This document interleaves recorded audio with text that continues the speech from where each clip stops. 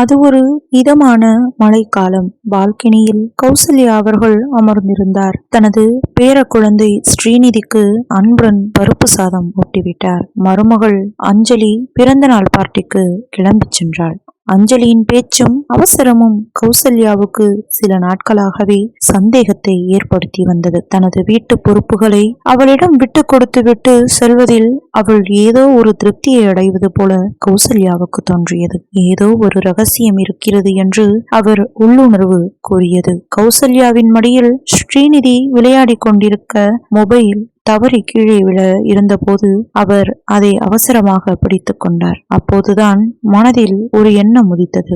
என் நிலை என்னவென்று அஞ்சலியின் நண்பர்களுக்கு தெரியுமே, அவர்களின் உரையாடலை கேட்டால் உண்மை வெளிவந்து விடுமே என்று நினைத்து கொண்டார். கௌசல்யா அவர்கள் படித்தவர், புத்திசாலியும் கூட. அவருக்கு வயது 60 இருக்கும். ஒரு நாள் அஞ்சலி தனது மொபைலை சார்ஜ் போட்டுவிட்டு குளிக்கச் சென்ற தருணத்தை பயன்படுத்தி கொண்டார். தனது வயதில் உள்ளவர்கள் எப்படி செய்கிறார்கள் என்பதை யோசித்த போது சமீபத்தில் சுகந்தி அக்கா தோழி மூலம் கற்றுக்கொண்ட மொபைல் பயன்பாட்டு அறிவு நினைவுக்கு வந்தது. யாரும் அறியாமல் மொபைலில் கால் ரெக்கார்டிங் ஆப்பை ரகசியமாக பதிவிறக்கம் செய்தார். அதை அஞ்சலியின் கவனத்துக்கு வராதபடி மறைத்து விட்டார். சில நாட்கள் கழித்து பால்கனியில் அமர்ந்திருந்த போது அஞ்சலி தனது நெருங்கிய தோழியுடன் பேசினாள். கௌசல்யாவின் கைகள் லேசாக நடுங்கின. சிறிது நேரம் கழித்து மொபைலை திறந்த அந்த உரையாடலின் பதிவை கேட்டார். அதில் அஞ்சலியின் தோழி, அஞ்சலி, உனக்கு என்னப்பா, வேலைக்காரி மாதிரி ஒரு மாமியார் கிடைச்சிருக்காங்க. 2 இட்லிக்கு மேல சாப்பிட மாட்டாங்க.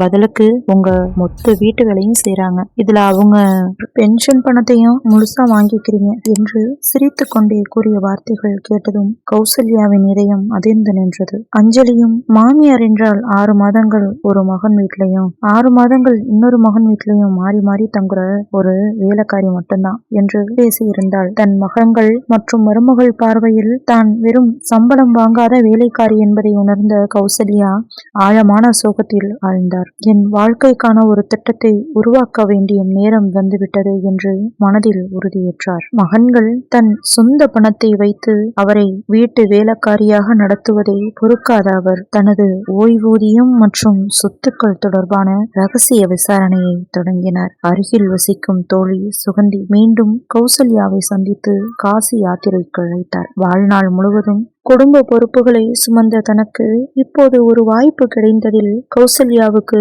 ஒரு பிடிமானம் கிடைத்தது. மகன் சஞ்சய் மற்றும் மருமகள் அஞ்சலி இருவரும் வேலை முடிந்து வந்ததும் கௌசல்யா தனது ஆசையை வெளிப்படுத்தினார். அம்மா, என்ன இப்போ 10 நாள் வெளியூர் போயிட்டா நாங்க எப்படி சமாளிக்கிறது? வீட்டுல சமையல் வேலை, பாப்பாவை பாத்துக்கிறது, இதுக்கெல்லாம் யார் இருக்கா? இப்போ உனக்கு அலையிற வயசா என்ன என்று சஞ்சய் கோபத்துடன் அவமானப்படுத்தினான். அஞ்சலியோ, வீட்டுல எல்லா பொறுப்பும் இருக்கு, இப்போ உங்களுக்கு இதெல்லாம் தேவையாத்த என்று எரிச்சலுடன் பேசினாள். கௌசல்யா இதை கண்டுகொள்ளவில்லை. ஒரு நாள் ரகசியமாக தனது கணவரின் நெருங்கிய நண்பர் ஒருவரை சந்தித்தார். தன் கணவர் விட்டு சென்ற பூர்வீக சொத்து, வங்கி சேமிப்பு மற்றும் லாக்கரில் இருந்த நகைகள் குறித்து கேட்டறிந்தார். அப்போதுதான் அடுத்த அதிர்ச்சி காத்திருந்தது. மகன்கள் தங்களுக்கு தெரியாமல் அவரது அனைத்து பூர்வீக நிலங்களையும் வீடுகளையும் விற்றுவிட்டது தெரிந்தது. மேலும் வங்கி கணக்கையும் காலி செய்துவிட்டனர். அப்போது கௌசல்யா தனது கணவர் எழுதிய உயிலின் நகல் ஒன்றை வெளியிட்டார். அதில்,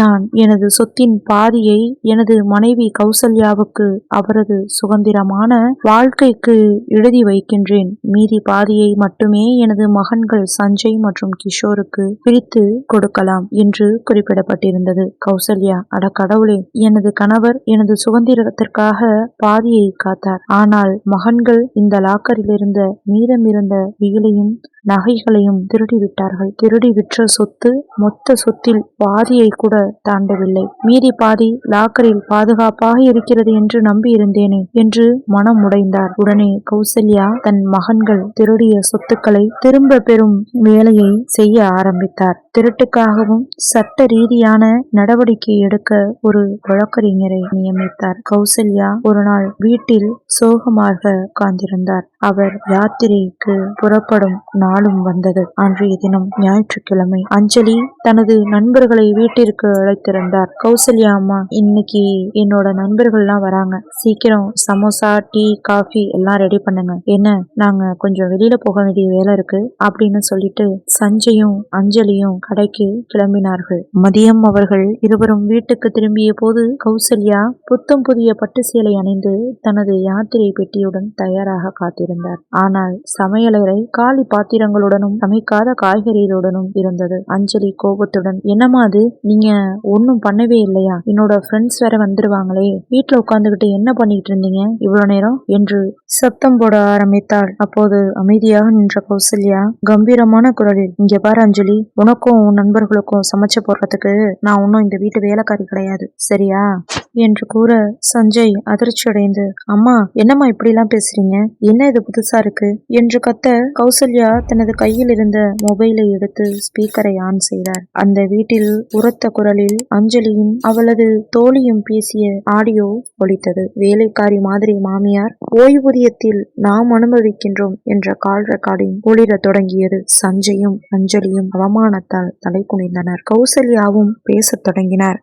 எனக்கு எல்லாம் தெரியும் சஞ்சய், உங்களுக்காக தானே இவ்வளவு வேலையும் நான் இழுத்து போட்டு செய்யறேன். உங்க மேல எவ்வளவு பாசம் வச்சிருந்தா உங்களுக்காக நான் இவ்வளவும் செய்வேன். அதை நீங்க கொஞ்சம் கூட புரிஞ்சுக்கல. சரி, 2 பேரும் வேலைக்கு போறீங்க, ஒரு பச்சை குழந்தைய வீட்டுல விட்டுட்டு போறீங்க, அதை யாரு பாத்துப்பா? நான் இல்லாம இருந்திருந்தா ஒரு வேலைக்காரிய வச்சிருப்பீங்க, அவளுக்கு காசு கொடுத்துருப்பீங்க. அதே இடத்துல நான் இருக்கிறதுனால காசு மட்டும்தான் கொடுக்கல, ஒரு வேலைக்காரியா தான் என்னையும் பாக்குறீங்க, அவ்வளவுதான். என் மேல இருக்கிற மரியாதையும் பாசமும் உங்களுக்கு கொஞ்சம் கூட கிடையாது. ஒரு அம்மா வீட்டுல இருக்கனே, ஒரு மாமியார் வீட்டுல இருக்காங்களேன்ட்டு நீனும் நினைக்கிறது இல்ல, பொண்டாட்டியும் நினைக்கிறது இல்ல. அப்படி இருக்கக்குள்ள எல்லா வீட்டு வேலையும் செய்யணும்ட்டு உன்னோட பொண்டாட்டி மட்டும் நினைக்கிறது சரியா சஞ்சய்? எதுக்கு எடுத்தாலும் என்னைய மட்டும் திட்டுற, உன் பொண்டாட்டிய ஒரு வார்த்தை கூட கேட்க மாட்டேங்கிற. எனக்கு நீங்க செஞ்ச எல்லா துரோகமும் தெரியும். என்னோட சொத்துக்கள் அனைத்தையும் எனக்கு தெரியாம வித்துருக்கீங்க, போயிட்டு போகுது. என்னோட நகைங்களையும் லாக்கர்ல இருந்து எடுத்திருக்கீங்க, அதுவும் போதுன்னு நான் விட்டுருவேன். ஆனா எனக்கான கொஞ்ச நெஞ்ச மரியாதையும் கொடுக்க மாட்டேங்கிறீங்க. அதுக்கு கூட உங்கள்கிட்ட நான் கெஞ்ச வேண்டியதா இருக்கு. இதுக்கு மேலையும் என்னால பொறுமையா இருக்க முடியாது சஞ்சய். நான் உங்கள்கிட்ட அப்படி என்ன கேட்டேன்? நான் யாத்திரை போகணும்னு தானே சொன்னேன். என்னோட வாழ்க்கைய நான் வாழணும்னு விரும்பினேன். ஆனா அதுக்கு 2 பேரும் அப்படி கோவப்படுறீங்க என்று சொல்லிவிட்டு யாத்திரைக்கு கிளம்ப தயாரானார். அஞ்சலி தனது நடிப்பை ஆரம்பித்தார். மன்னிச்சிருங்கத்த, இனி அப்படி நடக்காது என்று அவர் காலில் விழ முயன்ற போது கௌசல்யா சற்றே பின்வாங்கி, மன்னிப்பெல்லாம் வேண்டாம் அஞ்சலி, நீ எனக்கு செஞ்ச துரோகம் ரொம்ப பெருசு. உன்னோட நாடகத்தை இன்னமும் நான் நம்ப தயாரா இல்ல என்று கூற சஞ்சய் கோபத்துடன், இதெல்லாம் தேவையற்றதம்மா, எதுக்கு இந்த மாதிரிலாம் பேசிட்டு இருக்கீங்க என்று சொல்லும் போதே வீட்டு கதவை திறந்து வாசுகி நியமித்த வழக்கறிஞர் ஒருவரும் சுகந்தி அக்காவின் யாத்திரை குழுவில் இருந்த ஒரு பெண் செய்தியாளரும் உள்ளே வந்தனர். செய்தியாளர் கேமராவை ஆன் செய்து கௌசல்யாவிடம் கேள்விகள் கேட்டார். கௌசல்யா, இன்று முதல் நான் என் மகன்கள் மற்றும் மருமகள்கள் தரும் துயரத்திலிருந்து விடுபடுகின்றேன். என் கணவர் எனக்கு சொந்தமாக எடுத்து வைத்த லாக்கரில் இருந்த நகைகளை திருடியதற்கும்